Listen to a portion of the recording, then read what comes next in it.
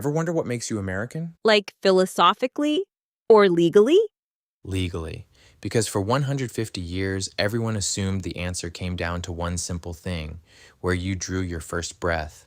Born here, citizen here. Straightforward.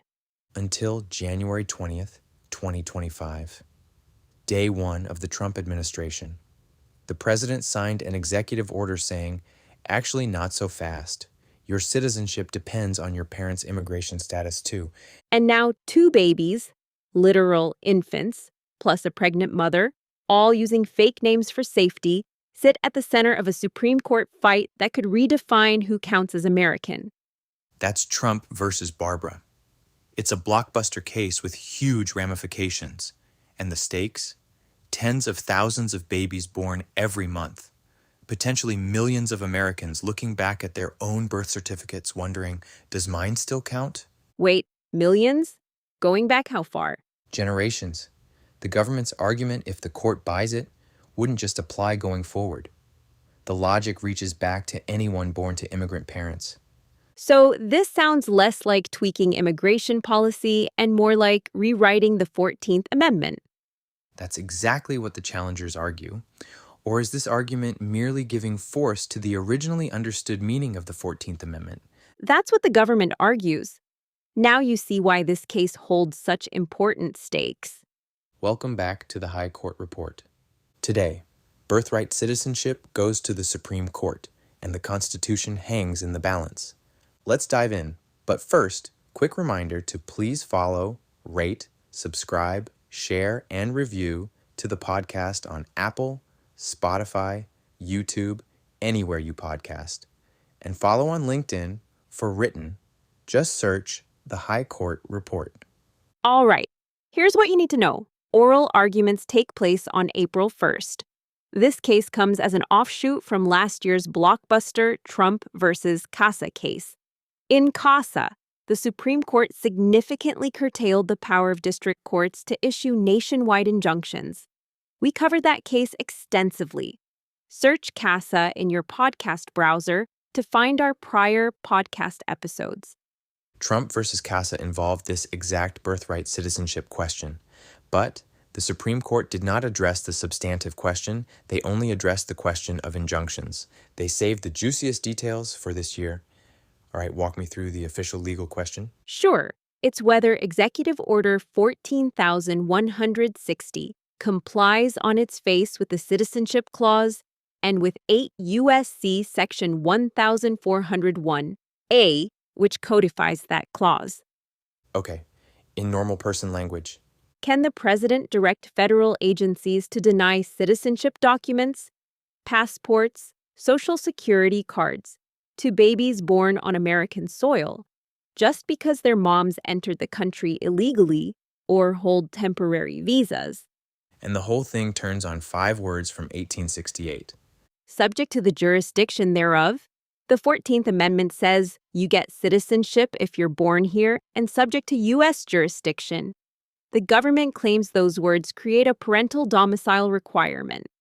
The families say that reading invents something the Constitution never contained. So let me set the scene. January 20th, 2025. Inauguration Day. President Trump signs Executive Order 14,160 within hours of taking office. First day, not first month. First day. The order targets 2 categories of children.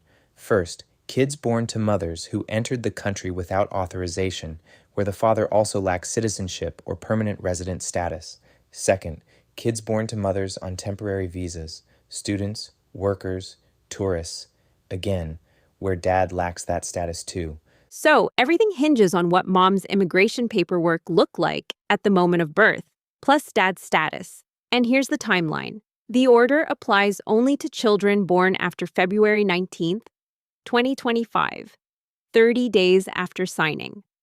So prospective only. But lawsuits dropped immediately.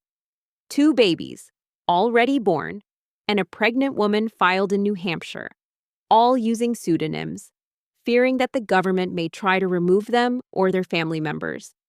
The district court certified a class and issued a preliminary injunction blocking the order. The First Circuit unanimously upheld that injunction. Every judge who examined this reached the same conclusion. The Ninth Circuit, too. The case never went back down for a full trial on the merits. The Supreme Court grabbed the case on the constitutional question before the lower courts could finish, certiorari, before judgment. The justices wanted this resolved now. And now both sides brief the question. Does subject to the jurisdiction include a parental domicile requirement, or does birth on American soil, with narrow exceptions, make you American? So what does the government actually argue? 3 main points. First, subject to the jurisdiction doesn't just mean you must obey American law. The government says it means something deeper. Complete political allegiance.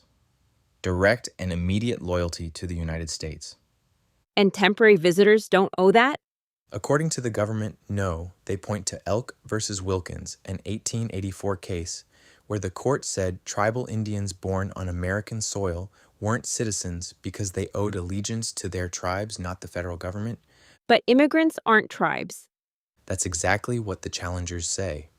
Tribes held a unique sovereign status. Foreign tourists and undocumented immigrants don't run their own governments on U.S. soil. What's argument number 2? Historical consensus. The government digs up 19th century commentators, Justice Joseph Story, various secretaries of state, who suggested children of transient aliens or temporary sojourners fell outside birthright citizenship. Did courts actually follow that? Here's where it gets messy. The government relies heavily on guys like Alexander Porter Morse, Who? a lawyer who spent years trying to gut birthright citizenship, and also argued Louisiana's side in Plessy versus Ferguson. The separate but equal case. Exactly. The challengers say these commentators mounted a coordinated campaign to undermine the 14th Amendment, and the Supreme Court rejected their arguments in 1898 in a case called Wong Kim Ark. Huge case. The court held that Wong Kim Ark, born in San Francisco to Chinese immigrant parents, obtained citizenship at birth. The government now concedes that outcome. Wait, they agree Wong Kim Ark got it right? On the outcome, yes, Wong Kim Ark himself obtained citizenship. The government concedes that, but here's the move. They want the court to hollow out the reasoning that made him a citizen. Why does that matter? If they agree he won, what's left to fight about? Everything. The Wong Kim Ark majority didn't just say, this one guy gets citizenship. The court announced a rule. Birth on American soil, subject to U.S. jurisdiction, creates citizenship. That rule governed for 125 years. The government now argues the court got the rule wrong, even though it stumbled into the right answer for Wong Kim Ark specifically. So they want to keep the trophy on the shelf, but burn the rule book that awarded it. Exactly. The government's third argument goes, Wong Kim Ark only addressed children of domiciled aliens, parents who established permanent residence. The court mentioned domicile 22 times. Temporary visitors and undocumented immigrants, according to the government, they fall outside that holding entirely. And the family members? Completely opposite read. They say Wong Kim Ark specifically rejected a domicile requirement. The majority quoted the Schooner Exchange, an 1812 case, explaining that even temporary visitors for business or caprice owe local allegiance and fall under U.S. jurisdiction. So the 22 references to domicile? The challengers argue those showed that domicile obviously satisfied the standard, not that domicile created the standard. The holding runs broader. Justice Harlan, who dissented, later admitted in a law school lecture, I was one of the minority, and of course I was wrong. He conceded defeat. And recognized the majority's rule, extended citizenship to children of tourists happening to pass through. The challengers also lean hard on Lynch versus Clark, an 1844 New York case that upheld citizenship for a child of alien parents during their temporary sojourn. That case dominated American law before the 14th Amendment. Attorney General Bates relied entirely on it in 1862. So what about the statute, 8 U.S.C. Section 1401A? Independent argument. The family members say Congress borrowed the phrase subject to the jurisdiction thereof directly from the Constitution when it passed the statute in 1940 and reenacted it in 1952. Under Kosminski, a 1988 case, statutory language borrowed from the Constitution incorporates the understanding that prevailed at enactment. In 1940, everyone understood Wong Kim Ark rejected domicile requirements. So even if the court somehow reinterprets the Constitution today, The statute independently guarantees citizenship based on its original meaning. The government responds that Section 1401A just codifies the Constitution. So if the Constitution narrows, the statute follows. that's pretty aggressive. The challengers call it remarkably countertextual. If Congress wanted domicile requirements, Congress would say so. So those are the arguments. What does this actually mean for real people? If the government wins, tens of thousands of babies born every month suddenly lack citizenship, no passports, no social security numbers. Families face impossible choices. And the government's logic doesn't stop at the order's prospective cutoff. If subject to the jurisdiction requires parental domicile, that interpretation reaches backward. The challengers warn it casts a shadow over the citizenship of millions of Americans going back generations. So your great-grandmother came through Ellis Island on a temporary visa, gave birth.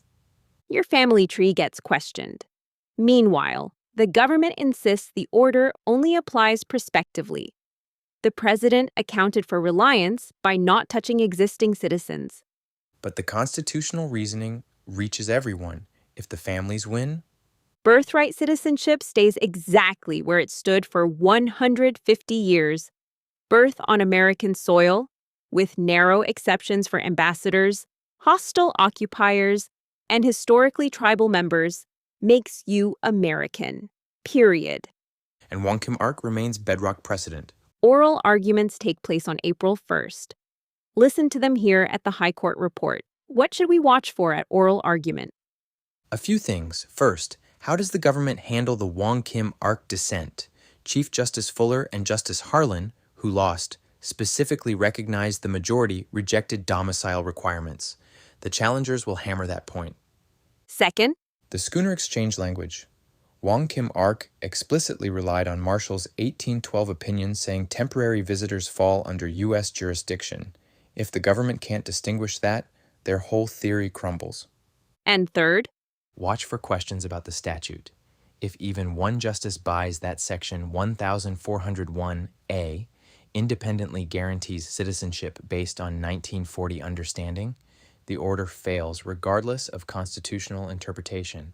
In Trump versus Casa, Justice Kagan strongly suggested that she reads the case in line with the family members. We'll see how that dynamic plays out too. bottom line, time. Why does this case matter? Because it defines what American means, literally.